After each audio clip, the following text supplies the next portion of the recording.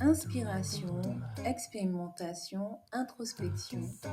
Bienvenue dans Nous Fort, le podcast qui vous accompagne vers le mieux-être. Je suis Charlie Saint-Fleur, coach en développement personnel. Moi qu'à temps où désirer, moi fais sentir tout près. Bonjour à tous et bienvenue dans ce nouvel épisode de Nous Fort. Et nous continuons ce mois-ci à explorer le thème de la résistance. Nous sommes dans le second épisode et nous accueillons aujourd'hui Laurence Siobud. Comment vas-tu, Laurence ? Je vais très bien. Merci, Chacha, pour cette invitation. Avec plaisir, je suis ravie de t'avoir avec moi dans mon Tipeee aujourd'hui. La résistance, avant de parler de la résistance, ce serait bien qu'on en sache un peu plus sur toi. Du coup, qui es-tu ? Je suis Laurence Siobud. Je suis sophrologue keynésien depuis maintenant presque 5 ans. Je n'ai pas toujours été. Avant, je travaillais en tant que coordinatrice roaming et la vie, n'est-ce pas, m'a amené à me reconvertir. Et j'en suis très heureuse. Voilà. Ok, super. Donc, notre première question, parce que j'étais un peu vite au départ, elle arrive. Qu'est-ce que la résistance pour toi ?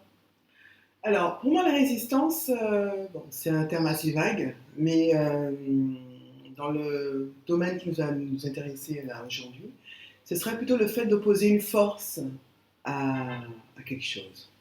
Le fait de ne pas tout à fait se laisser aller face aux circonstances de la vie et d'essayer de ne pas aller dans le courant des choses. Voilà, en gros. Donc la résistance pour toi dans la vie de quelqu'un, ce serait un manque de fluidité, voire une opposition. Voilà. Donc on ne tendrait pas vers l'acceptation, qui est en fait peut-être le but de la vie. D'accord. De s'accepter, d'accepter les choses telles qu'elles sont, telles qu'elles arrivent. Et le fait d'opposer justement une force face à un événement peut-être le complique plus. Ok. Et le rend plus douloureux.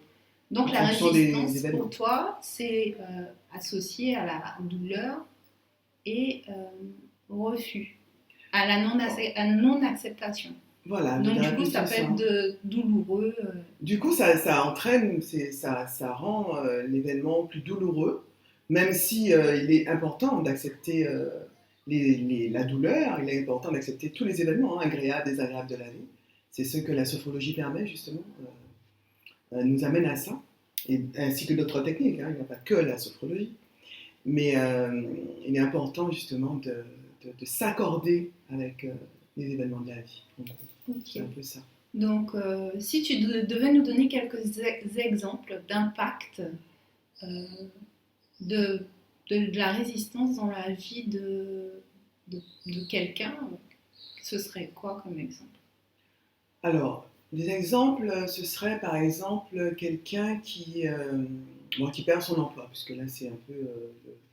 c'est d'actualité avec la crise que nous traversons en ce moment. Mm-hmm. Beaucoup de personnes en perdent leur emploi. C'est tout à fait normal que cela crée, d'avoir les effets d'un gros stress, de se retrouver au chômage. Mais être dans la résistance face à ces événements va décupler les effets de ce stress. Ok. Voilà. Et donc plutôt que de subir ce stress, donc tout d'abord, dans un premier temps, il faut accueillir l'événement, accepter toutes les manifestations de ce stress au niveau du corps, au niveau du mental, mais aussi à un moment, le fait de lâcher justement cette résistance va permettre de mieux rebondir. Donc de trouver les ressources qu'on a en nous, ne serait-ce que pour accepter de se reconvertir. Je comprends bien que ce ne sera pas évident pour tout le monde, en fonction de l'âge, en fonction également du vécu de chacun. Il faudra trouver un moyen de s'adapter. Et ce serait vraiment le moment justement d'accepter la réalité, aussi douloureuse qu'elle puisse être. Alors du coup, moi j'entends déjà les réponses. Je dis mais oui, non mais c'est pas si facile, et puis ma situation elle est vraiment difficile, vous voulez que je change de point de vue, d'axe, que je lâche prise, mais moi mes factures, j'ai besoin de les payer, et puis d'ailleurs je ne maîtrise pas ce que je ressens, ça me met en colère, ça me met en colère, ça me rend triste, ça me rend triste, et qu'est-ce que vous voulez que j'y fasse face à ça Déjà, de façon très positive, d'accueillir les émotions. Tu as parlé de tristesse, hein, je me sens triste, ça veut dire que je suis à l'écoute. Je reconnais l'émotion, le fait de simplement de la nommer, c'est qu'on la reconnaît. Et je suis en colère également. Donc, comment je peux m'appuyer sur cette colère justement pour rebondir? C'est pas de l'utopie tout ça, hein. C'est prendre le temps. On va travers, et accepter que cette étape puisse durer, ça peut durer 1 mois, 2 mois, mais se donner le temps. Et de toute façon, se dire toujours qu'on est vivant. Donc le fait d'être vivant justement nous permet de continuer et de reconnaître de toute façon on est des résilients, hein, de par notre histoire, mais d'avancer et de trouver un moyen de rebondir. Parce que notre cerveau, de toute façon, il est prédisposé pour uniquement fonctionner avec du négatif. C'est comme ça c'est le cerveau humain, il y a des études qui le montrent, que depuis la préhistoire, l'homme, on avance avec la peur, justement, et ça c'était pour se protéger. Donc le cerveau a mis en place des moyens de se protéger face aux événements extérieurs. Et souvent, on ne reconnaît que le négatif. Avec la sophrologie, on apprend à renforcer le positif qu'on a en nous. Parce qu'on a tous du positif. Donc un événement douloureux, aussi douloureux qu'il puisse être, n'est-ce pas? Par exemple, là, on est dans le thème de la perte d'un emploi. Ben, peut-être que justement, je peux me reconnecter à mon enfant intérieur et retrouver un rêve d'enfant que j'avais. Et me donner les moyens justement de réaliser ce rêve. Okay. Je suis bien d'accord que tout le monde n'a pas des rêves. Il y a une réalité qui est très compliquée. Le climat il est anxiogène. Hein, on essaie de nous maintenir dans un climat anxiogène. Eh ben justement, c'est peut-être le moyen. D'ailleurs. Très bien, oui.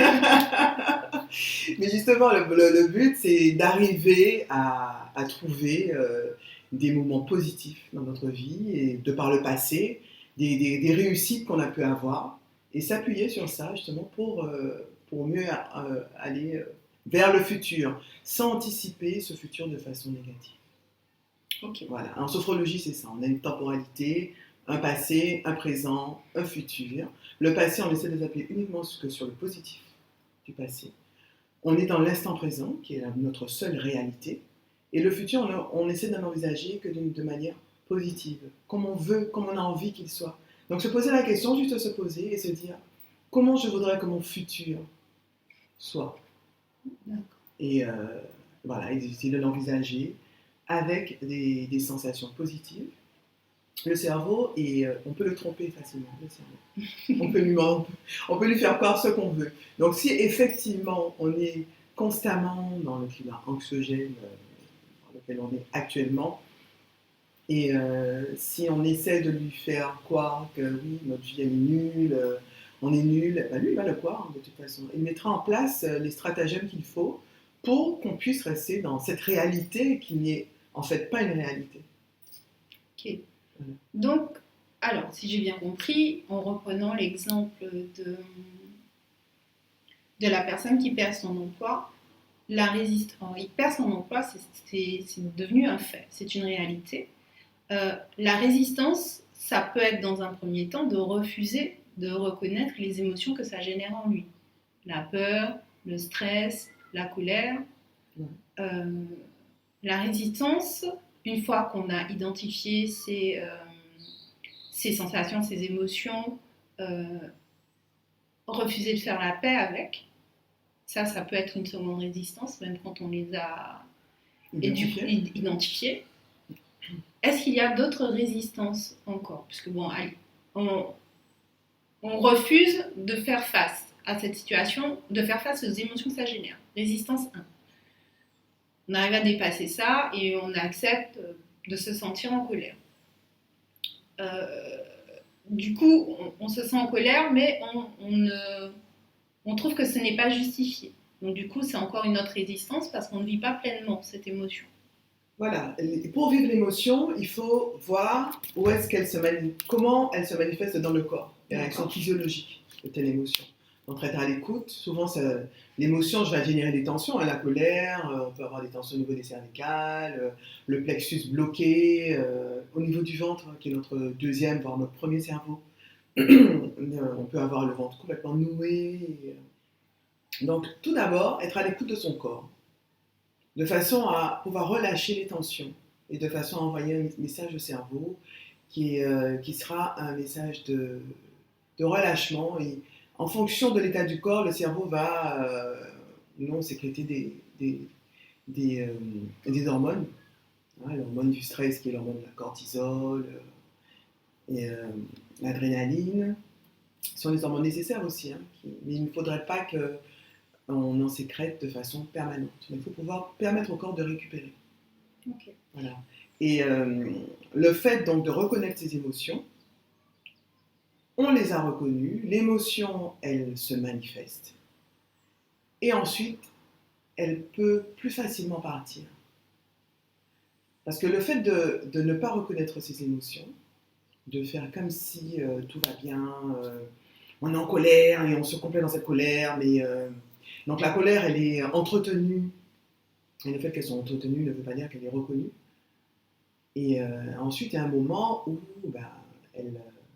on explose, et cela peut se manifester par de différentes manières. Ok. Donc, en gros, il y a plusieurs échelles de résistance dans une même situation. Voilà. Et même quand on arrive parfois à dépasser un cran de résistance, il y en a d'autres. Voilà. Et donc, du coup, lorsqu'on ressent le besoin de se faire aider, puisque on a réussi à passer le stade 1, puis on arrive au stade 2, on y arrive, mais au stade 3, on ne se sent plus l'énergie, la force de pouvoir gérer toutes ces résistances et on a besoin d'avancer, on a besoin d'aller vers la recherche d'emploi, vers le renouveau, vers une nouvelle situation. On vient te voir, sophrologue, comment peux-tu nous aider? Alors, en général, les clients, ils arrivent dans une situation qu'ils n'ont pas encore dépassée. Ils n'arrivent pas, justement, ils se sentent très mal, donc souvent ils sont envoyés par des proches, soit par leur médecin aussi, beaucoup, parce que souvent à cet état, ils ne dorment pas, donc souvent, la sophrologie est plus souvent qu'on ne le pense, recommandée par des médecins. Donc le client, il arrive, il y a l'anamnèse, nous discutons, je l'écoute, sans émettre de jugement, sans émettre de conseils, parce que c'est ça un peu la psychologie, c'est vraiment d'être dans le non-jugement. Je n'apporte pas de solution, donc je suis juste là pour amener le client à prendre conscience que les ressources sont en lui. Okay. Et cela par le biais d'exercices. La base, la respiration. Okay. La respiration qui nous permet justement d'être dans le présent, qui nous ramène à l'instant présent, dans l'ici et maintenant. Ok. Donc, l'ici et maintenant, si on prend le cas du gars stressé par sa perte d'emploi, qui refuse de reconnaître ses émotions, il a été envoyé chez toi par son médecin traitant parce qu'il ne dort plus, il s'alimente plus vraiment, parce qu'il est vraiment déprimé à la limite. Et tu vas l'aider à déjà respirer, mieux respirer. Qu'est-ce que ça va permettre chez lui? Ça va permettre qu'il va se reconnecter à lui-même et prendre conscience des ressources qu'il a. Donc ça va renforcer son estime de lui-même et lui redonner confiance.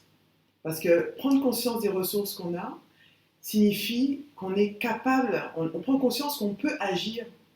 Et ne serait-ce que ça, c'est une petite graine qui renforce la confiance en soi. Parce que c'est ça la confiance en soi, c'est être conscient qu'on est capable de se mettre en action. Et avant de reconnaître cela, on est conscient qu'on a des valeurs. Qu'on n'était pas que ce travail qu'on a perdu. Mais qu'à côté de ça, on a une famille, on a des enfants, on a des amis, on a des parents, et prendre conscience qu'on est, voilà, on ne s'identifie pas qu'au travail. Malheureusement, notre société actuelle, justement, à l'échelle sociale, on est reconnu parce qu'on est, employé de telle entreprise, telle profession, Donc qu'est-ce que tu fais dans la on ne se vie. définit que par sa catégorie Voilà. Tout à socio-professionnelle, fait. son statut, Son statut. au niveau de la société, c'est ce qui définit qui tu es. Voilà. Alors que ce n'est pas que ça. Je peux vous donner une histoire de trader, par exemple, qui était directeur de fonds d'investissement, qui a une famille, qui vivait, gagnait très très bien sa vie, vraiment, qui manquait de rien, une belle maison, voyage et tout. Et du jour au lendemain, il y a eu un problème dans son fonds d'investissement, il a perdu son emploi, il a été licencié, et en fait, il n'était pas tout à fait responsable de ça. Et il n'a pas réussi à dépasser cela. Alors qu'en fait, quand il était dans son emploi, c'est vraiment quelqu'un qui était, voilà, qui semblait avoir une haute estime de lui-même, mais une fois qu'il perd son emploi, Il n'est plus personne. il n'est plus personne. Okay. Et c'est quelqu'un qui met fin à ses jours. C'est vraiment triste comme histoire. Du coup, venez respirer, venez faire de l'astrophysiologie. Voilà, comprendre qu'on n'est pas, on est des êtres humains, et notre dignité, personne ne peut l'enlever. On a des valeurs, on est digne, et cette dignité, quelle que soit notre situation, on ne la perd pas. Et c'est de ça qu'il faut prendre conscience.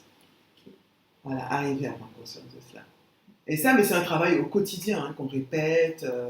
Parce que même en tant que sophrologue, il y a des moments où on est au fond, on ne se sent pas bien, mais prendre conscience que ces états ne durent pas. Voilà. Et continuellement prendre soin de soi et arriver à être son meilleur ami, en fait. Et, voilà, se questionner, être à l'écoute de soi et accepter qu'il y a des moments difficiles dans la vie et qui ne durent pas. Donc là, si on revient à la personne qui a perdu son emploi, qui est venue et à qui tu as permis le temps d'une session de se reconnecter à lui.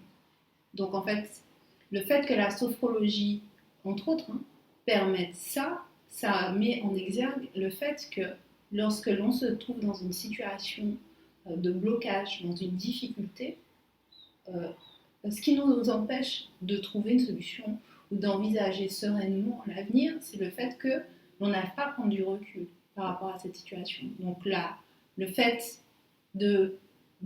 d'utiliser un autre moyen de se reconnecter à soi et de se détacher de la situation, parce qu'on n'est pas la situation. On la vit, on l'expérimente, mais elle ne nous définit pas, comme un travail ne nous définit pas. Du coup, ça permet de prendre le recul nécessaire pour pouvoir démarrer. Voilà. Et du coup, en combien de séances on arrive à ce type de résultat? Ça dépend. Parfois, après une séance, il y a un déclic qui s'opère. Parfois, il faut aller entre 3 et 6 séances. Et parfois, il y a des gens qui ont besoin de plus, juste l'entretien, une fois par mois. Voilà. Tout dépend des personnes. Donc, en fait, en plus d'accompagner l'âme et l'esprit, le corps, quelque part, c'est aussi une façon de prendre soin de soi, de se permettre d'accéder à un espace d'écoute, d'échange et d'écoute de soi lorsque l'on va voir un praticien du mieux-être, dont font partie les sophrologues. Parce que c'est vrai que nous vivons dans une période où ce n'est pas forcément la priorité de prendre soin de soi, de se créer des espaces, méditer, faire du yoga, on en parle, c'est pas tout le monde qui arrive au fait d'expérimenter, de vouloir expérimenter ça. Et lorsqu'on expérimente, on a tendance à ne pas s'y tenir parce que on donne la priorité à autre chose. Voilà. J'aurais bien aimé faire telle activité, mais je n'ai pas le temps. On ne s'autorise pas à prendre soin de soi. Voilà. Donc on ne se fait pas passer en priorité. Tout à fait. Donc du coup, l'une des pistes pour dépasser ces résistances, c'est se créer du temps d'écoute pour soi. Bien sûr. Voilà. Ok, donc quand on n'y arrive vraiment pas, on peut venir voir, il faut, c'est mieux d'aller voir un professionnel qui aura les outils pour vous accompagner. La sophrologie est un bon outil. Mais est-ce que tu aurais des pistes à proposer aux personnes pour qu'elles essaient chez elles en fait? Là, celles qui vont nous écouter, qui ont besoin de se sortir d'une situation anxiogène, voilà, qu'est-ce que tu peux leur conseiller? Moi, tout d'abord, la première pratique, c'est juste se poser, s'asseoir confortablement sur une chaise, fermer les yeux et prendre conscience de ses appuis sur la chaise, juste en relâchant le corps. Puis, porter son attention sur sa respiration. Juste prendre conscience de l'air qui rentre par les narines lorsque nous inspirons. Et lorsque nous expirons, prendre conscience de l'air qui ressort, soit par les narines, soit par la bouche. Et si nous soufflons par la bouche, nous soufflons comme si nous soufflions dans une paille. Et sur chaque expiration, nous relâchons les muscles de notre corps. Et sur chaque expiration, nous nous ancrons un peu plus sur notre chaise. Donc, en gardant un rythme assez lent, le temps d'inspire, j'expire. Juste ça. Faire ça 3 fois dans un premier temps. Au réveil, à tout moment de la journée. Dès qu'on en a besoin, on prend conscience, on dit « je me reconnecte à ma respiration ». Juste ça permet au cerveau, n'est-ce pas, de calmer les pensées. Et si on est face à une émotion, juste de la laisser venir, de façon à ne moins se laisser submerger et de réagir sur le coup d'émotion. Ok. Bon, du coup, pendant que tu parlais, j'expérimentais. Ouais. C'est très agréable de se laisser aller à l'écoute de ta voix et de se relaxer. Après, quand on est quelqu'un qui, comme moi, a continuellement des pensées qui vont et qui viennent, c'est très facile de se laisser distraire. Qu'est-ce que tu peux donner comme conseil aux gens pour ne pas se laisser... Non, accepter de se laisser distraire. Voilà. Donc être dans Puisque l'acceptation. justement, être dans l'acceptation, parce que Et non dans justement, le contrôle. et dans la résistance. Et dans la résistance. Si la pensée, elle vient, c'est qu'elle a besoin d'exprimer, donc la laisser venir. Parce que justement, elle se dit, ah, il y a une pensée, non. Résister à cette pensée fait qu'elle sera encore plus forte et qu'il y en aura d'autres qui vont venir. Donc juste accepter, n'est-ce pas, mais il y en a une pensée, et ben, elle a besoin de s'exprimer, on la laisse. On la laisse venir. Ok, donc si j'ai bien compris, si je vais conclure ce que j'ai retenu de notre échange, c'est que le premier moyen, le meilleur moyen de se défaire d'une résistance, c'est de s'offrir un espace pour être à l'écoute de soi. Parce qu'à l'intérieur de chacun de nous se trouvent les réponses à nos interrogations et à nos difficultés. Tout à fait. Voilà, c'est ce que j'ai compris. Mais est-ce que tu souhaites compléter? Si nos auditeurs et spectateurs ne devaient retenir qu'une ou deux choses de cet entretien, qu'est-ce que ce serait? Ce serait que nous avons tous les ressources en nous et que nous devons nous autoriser à prendre soin de nous et à nous accepter avec nos forces, nos faiblesses. Ne pas tout le temps être dans le combat, la vie, c'est pas un combat, la vie est belle. Et elle est quand même, je pense qu'elle est comme elle doit être. Et accepter cela procure une libération et voilà, nous permet d'être ce que nous sommes. Ok, super, merci beaucoup. Dis-moi Laurence, où est-ce que les auditeurs et les spectateurs peuvent te retrouver s'ils souhaitent se faire accompagner dans le cadre de séances de sophrologie? Alors, pour le moment, je partage le cabinet d'un ostéopathe en Manque d'Arguin. J'y suis le samedi matin, donc on peut me joindre au 06 90 55 11 35. Sinon, je fais beaucoup de domicile aussi. Ok. Est-ce que tu fais des séances à distance, en ligne? Pas encore.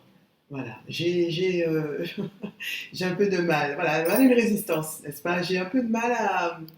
Alors qu'en fait, c'est l'actualité. Il faudrait Il faudrait les mettre. Me parler des résistances que je dois faire tomber, justement. Bon, Le en fait fait, de ne pas avoir... Mais c'est à l'étude, c'est à l'étude. Ok, parce que je pose la question puisque ceux qui ont accès au podcast ne se trouvent pas spécialement sur le territoire. Au Guadeloupe, au plus près, on a la Martinique, on a aussi la Guyane, et il y a aussi des auditeurs et des spectateurs en métropole, partout dans le monde, pour peu que l'auditeur soit francophone. Il a accès au podcast et à la vidéo. Donc, il aurait pu ou elle aurait pu vouloir te contacter d'ailleurs, mais pour l'instant, ce n'est pas. Pour l'instant, voilà, je n'ai pas encore installé cette possibilité, mais je pense que ça viendra très vite. Ok. Est-ce que tu es présente sur les réseaux sociaux, Maurice ? Alors, une autre résistance, pas assez. Pas assez, Je me fais taper sur les doigts à chaque fois, mais pareil, je dois travailler ma communication via les réseaux sociaux. Ok, alors est-ce que tu peux nous redonner ton numéro de téléphone ? Alors oui, 06 90 55 11 35. J'ai une page Facebook également, dans ce but sophrologique haïtienne, que je dois mettre... On peut quand même te retrouver sur Facebook. On peut me trouver sur Facebook. Laurence Siobi. Ouais, sophrologique haïtienne. Ok, super. Bon, ben merci beaucoup d'avoir passé ce moment avec moi, très agréable. Merci J'ai beaucoup appris. Donc, je te dis à bientôt. Et je vous dis à bientôt aussi, spectateurs et auditeurs, pour la suite de ce mois de la résistance. Merci beaucoup, Chacha. À bientôt. À bientôt. Au revoir. Ça moi dès qu'avec un B. C'est vous, doudou. Ça moi dès qu'avec c'est réel. C'est vous, doudou.